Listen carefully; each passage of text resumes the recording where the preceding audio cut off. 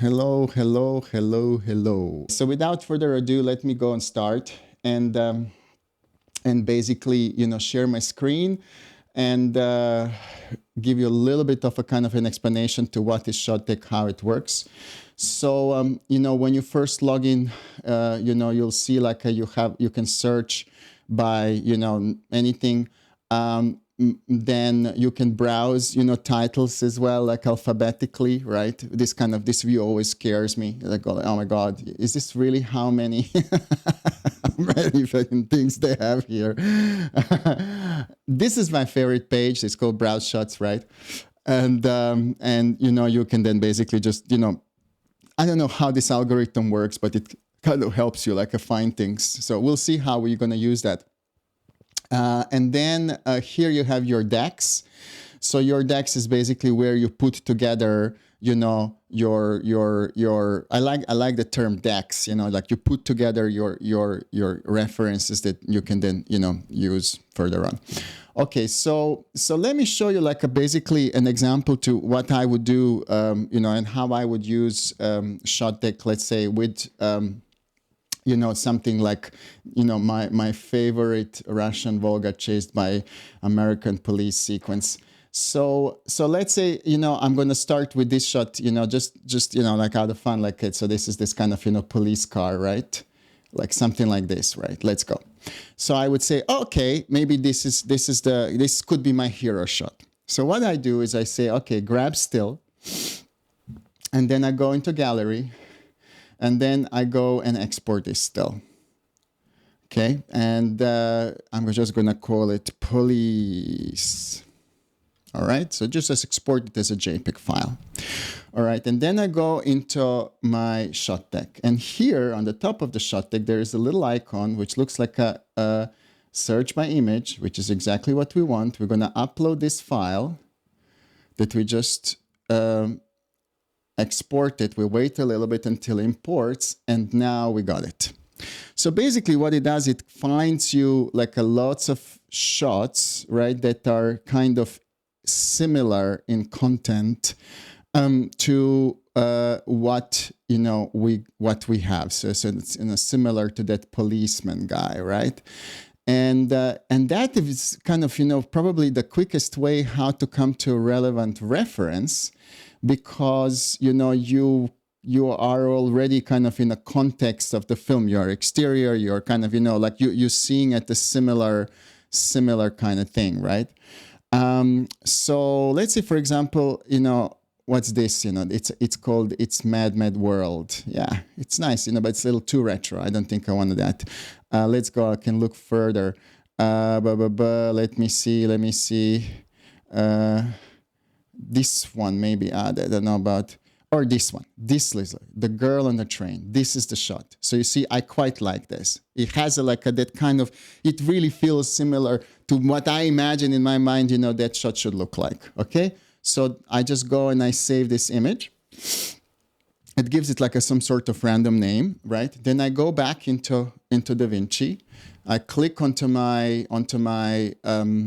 Colourlab AI. I go to select reference, and then I'm going to scroll all the way down, and I'm going to go and say new reference.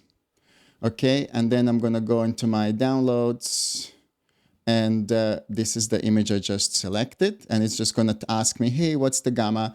I leave it on 2.4, even though officially it should be 2.2, but it works better as 2.4, I found. And then I basically know like, this is now my reference, right?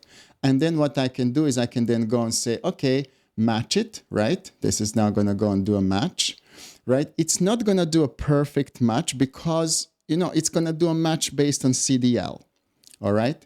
So what I'm going to do then is I'm going to go to and basically try to tweak it a little bit.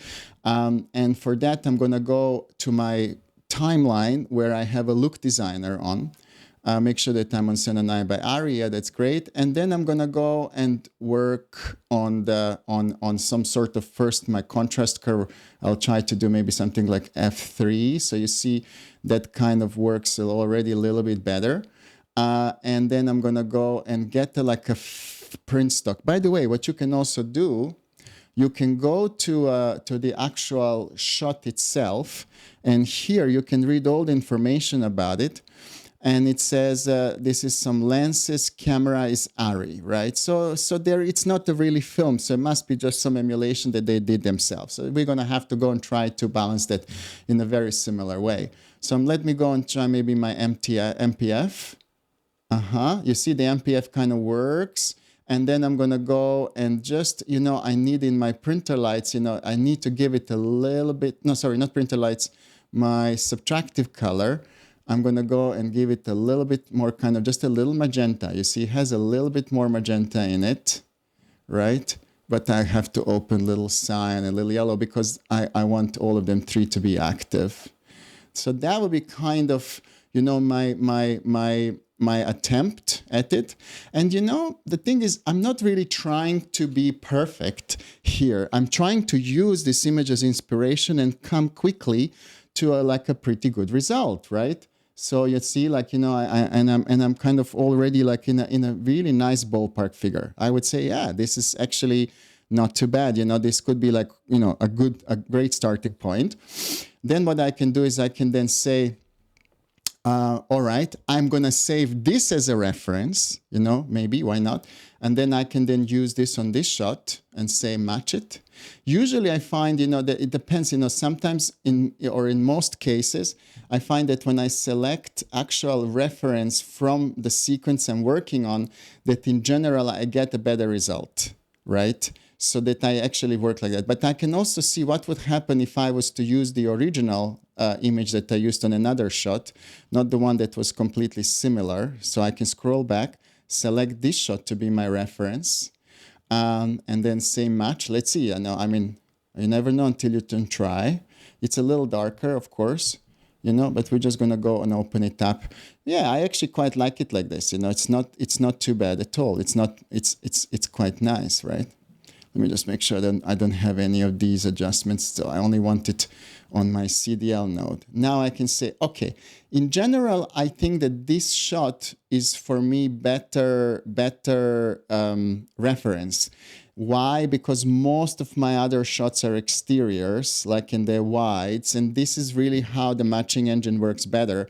If I basically use my shot as a reference that is vaguely similar to my content that I'm matching, then I generally end up doing less tweaking, right? So that's kind of really the idea here. So I'm just gonna quickly go and match these a little. This one I can open a little more. This one I'm gonna go and match as well. Okay, so you see, I'm now in this is the easy part, right? Let's just do the matching. This is the guy here. Okay, when if I go match it again because I changed it a little bit? Yeah, perfect. No, it's better. You see, when I actually get a good consistent reference. So I find that in general with Colourlab, the art of color grading is also in realizing what type of reference is working really best, and that comes a little bit with experience, a little bit with training. You learn which type of shots much better with a little bit trial and error, and then you'll understand. You start you get a feeling for it. This type of reference, because it has a certain level of exposure and certain content, is just going to be much better. So you see, for example, if I had been using just that close-up, right, I would have struggled because the close-up has got a very specific tonal range and so on. So there we go. So that would be basically now my sequence, matched pretty well, to this shot that we selected, something like this. Maybe I could be a little bit warmer when I look at it now, right? So let's go and see if maybe this shot. So what I do then is I say, okay, give me just a little bit more warmth. So I'm going to go and just warm it up a little bit like this. Right? And then I'm going to go and select all, and I'm going to go color, ripple node changes to selected clips. So that way, if I'm lucky, yeah, it did it. now I have basically just trimmed it a little bit and made everything a little warmer. So it is very. Oh, this one's a little dark. It's super easy now for me to kind of get the scene to be exactly how I want it. So that could be one approach how you can use it. The other approach I want to show you is a slightly different. So let's say you don't necessarily want to start with you don't want to start with actual kind of just an image that you selected or anything like that. You want to go and get inspiration or get get something So you say like, listen, I want it definitely to be I want it to be let's start from the top. So first of all, I want it to be cool, right? Then I want it to be in lab formats, I want to have a cross process, please. I quite like those cross process. And can you please give me an exterior? Okay. And then I can just go through some. So I'm basically just, looking for any type of shot, any type of material, right? That could give me something where I'm looking for an inspiration. I'm looking for something that's like, oh my God, look at this, right? A man called Otto. And it's like a completely different shot. It doesn't matter. And I'm like, that this to me, kind of speaks to me. I love this tonality. I really feel like, this is perfect, for my grade. So I'm going to go and just save this image. So what I'm going to do now is I'm going to go and say, okay, now let me go into my Colourlab, right? So I want to show you this workflow as well. So let me reset this completely. So what you do is basically I can just fetch the sequence from Colourlab in. And then I say import references, okay? And this is my reference, okay? And it asks me this is all cool, right? So now it imported the reference. And you can find it here and imported. Before the class, I imported before. This is why it shows me again. And when I saw the shot, I was like, oh my God, I love it, right? So what you do is you can take this shot, right? And we need, something with a little bit more kind of, skin. So let's say maybe something like this. And I can say, okay, match this, right? Okay, so it kind of gave me the tonality, right? So now what I do is I go into my look designer and I define it further. So I go and say, okay, this is going to be 2383. I'm looking now for that kind of, this is perfect. You see the old school 2383. And just with a little bit trial and error, you'll come to basically a profile that's going to work, a negative and a print that's really going to work. So you see 250D, it's probably, and it makes sense, if you think about it, the 250D is, probably what you would have, what you could have used to shoot it. We can have a look at it actually. What is it that they were using on the actual shot, right? So film stock, it's 4K, so it was something digital. Camera, Panaflex. No, it's actually Panaflex. So it doesn't really say what type of film stock. All right, we don't know that. Never mind. So we'll kind of figured it out here. So now I need to just get this a little bit more cyany, like I said, that for that I'm going to use my subtractive, right? So I'm basically just building a little bit of kind of that or, this is the tonality I like. Now watch this. Now I can go and set this to be my match. Okay, but look what I did now. I have in this particular match the image reference and the look designer settings together, because I have basically created a new reference effectively, and this reference contains both of it. Because you see, if I was now to match any other shot with this, right, it will not just apply the match itself, but it is also going to apply the full look designer pipeline as well, okay? And what's really cool is that now, because I saved it as a match, and this is now shared inside DaVinci Resolve, right? So let me just reset this guy. Let me just reset all of them actually, just because I'm probably going to have to start from the beginning. Now I can go here into AI. I can say select reference. I go to user, right? And because we share now all of those resources amongst application, you see there is this reference here. Okay, I have it.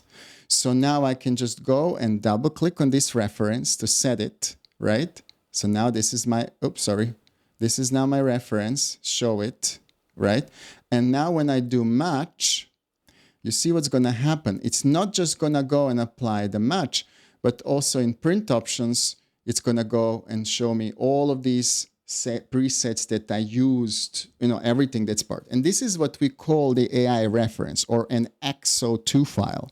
And what's really cool actually from Colourlab, you can just always go into your references, right? You can right click on it and you can export it as an XO2 file. And these files then you can then save, you can take with you. So let's say you're a freelancer and now you basically go and work, at another facility and you just basically bring some of your AI references with you. So they're not just image, they're image plus full look designer pipeline as well. And that's very powerful because really, if you think about it, the CDL alone, of course, is not enough. You need a little bit more film emulation curves, subtractive, everything in there to really get that look to really work, right? So this is now a little bit more powerful way of working, right? So now I'm going to go and say, okay, I will then hide this reference, right? I don't want this reference now to be the part of it, right? I only want to see, and now I can then basically straight away start and a little bit tweaking it and, working with it, okay? So let's go this shot. You know what? I'm just going to copy it a little bit quickly. So because otherwise I will be going forever through all of the notes and resetting them. So let me just replace them all quickly. Okay. Excellent.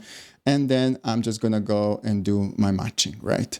And that would be good. So one way how I found it I'm much quicker is if I quickly go through everything, I press match on everything first, because that way, I'm just basically pressing button after button. I'm not like, doing too much clicking. I'm a little bit more efficient like this. And then what I'm going to do is then I'm just going to go and manually go and do a little bit adjustment of my exposure here. The reason why everything is a little bit under is because my reference is a little under, right? So I would have normally gone back and create new reference, but I think in this case, I'm just going to go quickly and just go and adjust it. It doesn't take too long because this is really not the tonal adjustment I need to make, but just really the overall exposure adjustment I need to make on some of the shots, like this, right? So there we go. So that was basically another way of me how I could be able to do this. Now, probably in this shot here, because I still hope to get a little bit more of that kind of, orange in that skin, right? I'm going to go and then I'm just going to go and say clean white a little bit. Excellent. And a little bit clean black. Yeah, that's better. And then I'm just going to warm it a little bit. I just want this kind of skin to feel. That's it. So that's that kind of the tonality that I had originally, in that shot, with a reference. And I can quickly bring that reference in because I have it. So I can say select reference, user, and then I can bring that shot in. This is it, right? And I can then show my reference, and then I will just put it in the bottom right so I can see better.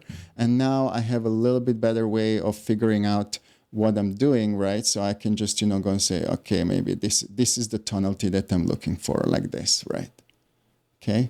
So now you have to also understand that this image now goes through the print pipeline that I have in the background. So it's going to be a little bit darker than what I normally would expect it to be. There is unfortunately no other way to do it unless I bring it in as a still image over there, which I don't necessarily want to do now. So yeah, so basically there is my kind of, like I probably will have to go a little bit on these skin tones as well, right? But anyway, you got the idea. So now the next thing what I'm going to do is probably just get a little bit of a vignette. That's it. And then I'm just going to go and say Command A, color, ripple node changes. color, ripple node changes to selected clips. Then I'm just gonna go and where is my center here? And I'm just gonna open that a little, just not a lot, just a notch. And then again, say ripple node changes to selected clips. Excellent. And then here, I'm gonna go and bring it down a little on the top. And then I'm gonna bring it up at the bottom. So, right, okay, top. I'm gonna open it here a little bit. So now I just basically go and just you know, like I do a little bit more windowing on some of these shots, you know, like that are really that's necessary for me to do it. This guy we can open completely, but we're gonna close it down a little bit on the top. There we go. This guy will open up a little bit completely, but we'll close it down a little bit more on the top, right? And then these two I'm gonna open just a notch on the side so it doesn't feel like too closed. So let's get these windows to do their work. Here I'm gonna close the left side, right? So I'm gonna close this side a little bit. And I'm gonna open the other side. So I'm gonna open this side. So that way I have a little bit more of a kind of an angle there. This guy is good. This guy probably needs a little bit closing because I think when he comes out, he's full on the sun. So we'll go and close him down a little bit here. And then I'm gonna open this side a little bit, right? Not too much like this. Okay, great. This one's gonna be fully like, you know, flaring. So maybe I'll just go and open it up overall because it's a flare. And you know what? Here, I'll just add a little bit more warmth. I'll change it on the temperature because, you know, why not? It's just a little bit sun there. This one, I'm gonna close on the top a little bit. I don't need to look at the roof too much. I love this shot. So this shot is gonna have to open up a little bit on the right. It's a little bit too dark there, but you know we're gonna go and bring it down here and top a little bit down, and this one a little bit down as well. But we're gonna open it here a little, right? So that's better. That feels nicer. So you can see quickly I can just show you what my vignettes do. You know, they completely, you know, rebalance the shot, which is really what I wanted. And this guy here, I'm gonna go and put the window on him and we'll track it as well because I believe there is a lot of movement in this shot. So yeah, so now he's perfect. He's there. I can just control that a little and we can close the vignette down a little bit on it as well. All right, so there we go. So that is kind of, you know, another way how you can quickly get inspiration and, you know, and do it. And look at us, you know, like in less than 30 minutes, you know, we selected the reference, we matched it to the reference, we built a show lot, we balanced the sequence, we applied secondaries. And yes, you know what? I am actually have here a texture already. I always have this texture on. Most people don't even know I have it, you know, but it's there. I'm gonna go and maybe just zoom in because, you know, I want to make sure that that it's a little bit visible. So I might be increasing this to be like, let's see, maybe medium or strong. Let's have a little bit strong. Why not? That's better. Like a little bit more like this. Okay, perfect. Gallery, close it, and then let's just watch quickly this clip and let's see how this sequence looks like together. Much better now with a little stronger texture. I have the, you know, like a really, you know, that grittiness that I want. It's nice and cold, you know, but it's not boring cold. There is enough color contrast in the shot. You know, you see my highlights have this warmth. Here I'm gonna bring it now that I see it a little bit more warmth in that highlight. I quite like that actually when kind of sun keeps coming through it. So I'm just on this trim node, I'm just gonna go and apply a little warmth like this, you see? So just that, and I'm gonna keep now on this trim node because as I go through it, I can just quickly trim things around. So this is very nice, I love it. The windows are doing great job. Am I on loop? Yes, I am. Don't think you don't wanna be on loop. Here as well, I'll just warm up a little bit that highlight there. I love it, just that kind of, there is a little bit of kind of sun falling onto those. Next shot. Yeah, it's good. He's angry. He's nice. This is nice. We have this. We have this. And here, I'm just going to go and warm it up a little more as well. And I'm just using a little bit of my trim for that. Nice. Oof, but what we need here is we need a keyframe, right? So let's do that. So now I'm going to go back. So this part is good. All right. So this part is good. And I'm going to go now and, you know what? Let's just do it trim. And then we need a node number 3. Okay, and then I have to go now to my lift, gamma, gain, and saturation. And then I have to do all of this. Now I understand that my friend Rand had a trick how to do this. I haven't had a chance to have a look at it. I need to have a look at it. But he figured a way how you can make a keyframe, one keyframe, and then it keyframes everything. All right, never mind. So what I'll do now, I have to be manual. So there we go. So now I'm going to go and basically go further.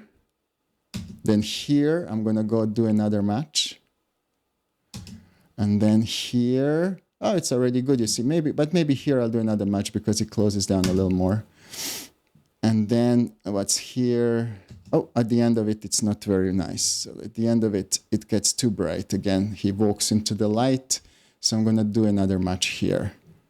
Excellent. So now I got this shot basically much better, right? Because it's you know, the camera's exposure is moving a lot. So here we go. There we go. Little sun in his face. Perfect. Perfect. Excellent. With keyframing. So yeah. So hope, guys, this was a quick one. You know, like I think what I really, you know, can recommend you is to start playing a little bit with Shotdeck. It's just amazing, you know, like the whole sorting features as well, like that you can do. You know, like another way I want to also show you what you can do with it is for example, you can do a color picker, right? And you can say, well, let's say I really love this one, right? And then you say pick color, and then there is this kind of color picker, right? Oof, well, I picked on the wrong color, sorry. Okay, so let's go. I do it again. Look. So I can do clear, then pick color, right? And I'm not, so you can have to pick color from here. You can't pick it from an image. Oh, damn it. All right. There we go. Something like this, something like teal. I think it would be nice if we'd have like a color picker, so I could probably copy and paste from my image in an actual image, right? So here you can, for example, just find shots that are, you know, similar tonality, you know, that you're looking for. So you could say, oh, maybe this could be the one or something like that. You see, like you can also, you know, limit shots by that, you know. Anyway, like you know, the amount of, you know, the amount of, you know, search features or stuff like this that you can do is absolutely amazing. Anyway, let me know. I'm now open for the questions. So let me see what's happening in the chat. Question from Jim. Why are you using Gamma to control the exposure on the grad trims as opposed to other controls? You know, because I am doing, like, I'm a much faster, you know, when I'm doing only Gamma. That's number one. And really, like, you know, because I have such a tonal mapper at the end. Remember, I'm using, you know, like here at the end, here I'm using 709 by Ari. And also I have a contrast curve in it already, like there is an F3 contrast curve. Then really basically Gamma works really well in combination with that. So so that's just a kind of, you know, Jim, you develop with experience, you know, like you figure out the reason why we like this contrast curve is that we don't have to now experiment too much, whether I should be working, I don't know, gain, or whether I should be offsetting it or something like that, So, like it's just, when I work on gamma and log C with that particular curve, I'm getting really very interesting results very quickly. So that's the main reason why, and really like that. And kind of, it's the way how I think I'm used to be working when I'm working under that particular film print curve. Yeah. If I'm just on a standard, like a film S, like a Rex 9 S curve, yeah, then you'll see me more gaining, lifting, because, yeah, you need to do it like that. I agree with you. Rodrigo, you had a question. Please go ahead. Gallo, it's a two-part question. First, because most of your references are AI, the original references inside of the CLA, they are AI generated and they are in ACES. Is there any benefit in us downloading from Shotdeck, giving it some kind of ACES treatment or something like that? And the second question is, when we download it, Rec 709 or sRGB? Do 709. Because I find yes, I know that this stuff is on internet, but I think because the way how they're grabbing stills when they on Shotdeck, whenever they use on Shotdeck, they probably use some Blu-ray disc or something like that. That Blu-ray disc itself, it's graded to Rec 709 standard, right? So I find that like when I make it 2.2 gamma, everything looks a little bit too light. It just opens it up a little bit too much. Use 709. And so just so you know, the moment you import reference into Colourlab AI, it gets converted into log. So we don't do anything in 709 itself. This is why we ask you, hey, what is your reference? Because we need to convert it. We need to change it. So internally, all references inside the Colourlab AI are saved as log. Oh, yeah. And yes, by the way, thank you, Joy, for reminding us. They have a Black Friday deal, and we also have by the way, Black Friday deal. Everybody's got the Black Friday deal. Black Friday. Black Friday is the time, man. So we're 40%, and I think Shotdeck is also 40%. So, honestly, like this is basically how to do it. Smart people wait until they start looking around mid-October and start planning, and then by the end of November they decide this is what I'm buying. All right, guys. So it was a quick one. I hope you liked it. What I'm really going to do in the future is do more of studies like these, where we study particular movies and looks and see how we can recreate them. This was just giving an idea to how much more convenient and faster it is now to work with references and build your references, move your references, be creative with it. Really, happy weekend, everybody. Enjoy, and I'm really looking forward to seeing you next time. Have a great weekend and have a great Thanksgiving. See you soon. Thank you. Bye bye. Great. See you. Thank you. Bye. Bye. Bye. Bye. Bye. Bye.